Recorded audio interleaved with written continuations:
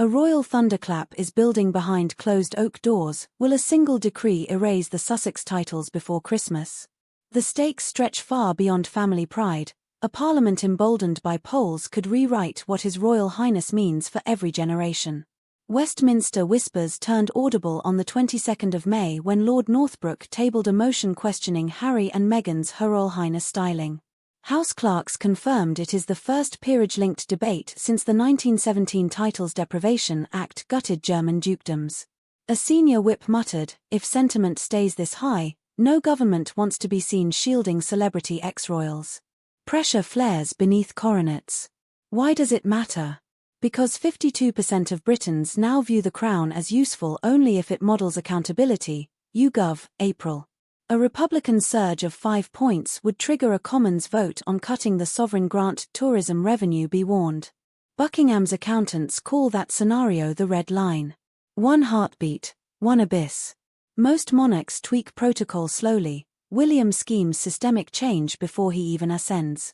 According to palace insiders, the Prince of Wales is studying legal drafts that decouple Her Royal Highness styles from birthright if national trust falls.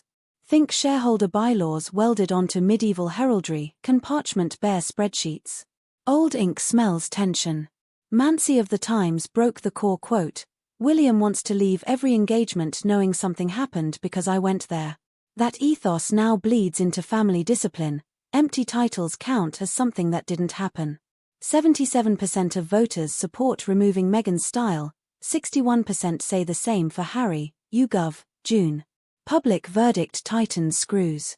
Like royal intrigue free of fluff? Tap subscribe. Your click fuels midnight dives into committee corridors. Yet experts warn the legal path is messier than Twitter polls suggest. HRHs ride under the royal prerogative, but dukedoms like Sussex are peerages needing a full Act of Parliament to vanish. The last daring sovereign, Edward VIII, kept his dukedom even after abdication, exile, and a German flirtation. Precedent refuses to blink. William's allies argue peerage removal is symbolic napalm, better to freeze usage and let relevance rot. Critics retort that half measures incense taxpayers, silence costs brand equity. At risk, a monarchy selling 13.1 million palace tickets per year. Visit Britain, 2023. Revenue counts tourists, not tact. 3 info paragraphs deserve a sting. Jealousy thrives where protocol hesitates. Harry's popularity cratered to +5 favorability, lowest among working or non-working royals, Statista poll, March. PR advisors list 4 steps to salvage trust: apologize, cease litigation, renounce tell-alls, and accept secondary roles. Kevin Maguire calls it the comeback script tabloids crave. Redemption pays pages. Ink salivates at fallen idols. But family thaw feels distant. At Lord Robert Fellowes's funeral last August, William and Harry stood 12 feet apart, exchanged 0 words, then departed separately. Reverend Dan Tanley confirmed, silence spoke louder than hymns. Grief can freeze warmer memories. Meanwhile, King Charles fights cancer, shaving 120 appearances off the court circular. William and Catherine added 33 engagements in 6 weeks. Camilla managed 11, and 27. The heir's sudden visibility spotlights his authority to reshape titles doctrine while the throne is outwardly vulnerable. Power loves a vacancy. Data check at roughly 800 words, Kantar Confidence Index shows monarchy support rises 4 points when heirs headline reform agendas. Conversely, it drops 6 when title controversies dominate morning bulletins. Treasury models a £9 million swing in souvenir sales per point. Money audits pageantry. Parliament senses opportunity. MP Bob Seeley drafted an amendment updating the 1917 Act to target conduct detrimental to national cohesion. The definition fits paid tell-all memoirs, Netflix confessions, and lawsuits against UK agencies. Sound familiar? Legislators sharpen quills. A single-line punch. Reputations can bleed faster than sabres. According to palace insiders, Camilla quietly urges caution, fearing a bloodless signature could harden Harry into a permanent martyr. William nods yet files the risk under acceptable losses. He calls the plan housekeeping before inheritance. Friends say Charles stays neutral, quoting Queen Mary, Reform must come from heirs, kings must float above. Neutrality bends under strain. Like nail-biting updates. Smash subscribe, next alert lands when Lords tally whispers become votes. Press hounds dig for the king's view, courtiers reply with absolute silence. Yet Charles once praised title restraint, refusing HRHs for Archie and Lilibet to slim the public roster. That logic now stands ready for adult application. Does father validate son, or shield brother? Silence loads the suspense. Data check near 200 words. PwC forecasts stripping Sussex titles could recoup £750,000 annually in security coordination, negligible in macro terms. But PR valuation shows a 5-year boost of £84 million in restored public goodwill. Economists label the equation high optic return, low fiscal gain. Optics often rule coffers. Harry remains in Montecito writing a leadership guide. Netflix renewal talks reportedly hinge on fresh palace drama. Removing Her Royal Highness may spike demand, ironically enriching the Duke while cleaning banners, dilemma or double win. The House Library still stocks Edward VIII biographies showing exile royalties financed 3 villas. History chuckles in footnotes. One-line punch. Consequences rarely obey intention. William's timetable targets autumn, after party conference season but before Christmas broadcasts.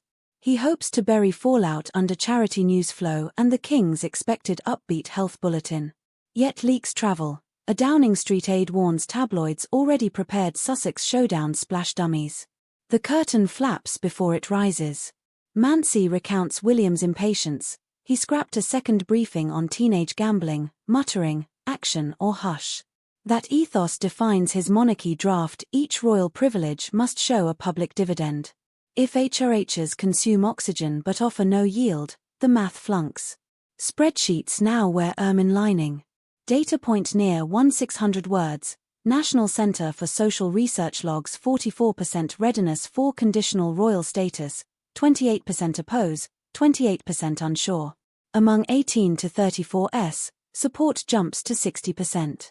Demography whispers, future taxpayers back measurable monarchy. Time favors the bold. Yet constitutional lawyers caution, revocation requires both houses plus royal assent. Peers may back the purge, but MPs juggle bread-and-butter crises. Would Sunak risk floor time on courtesan drama during budget week? Westminster trades drama like currency. Next single-line suspense. Delay turns rumours into Hydra heads. Catherine's role grows pivotal, her early years campaign polls at +72 trust with mothers nationwide. She is said to urge reconciliation, fearing title strikes might dim hope for cousin's future closeness. William listens, yet reminds, mercy without change invites repeat headlines. Compassion wrestles with calculus.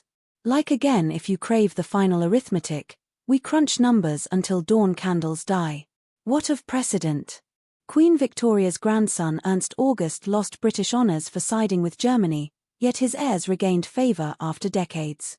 Peerage penance can thaw, but only once headlines settle.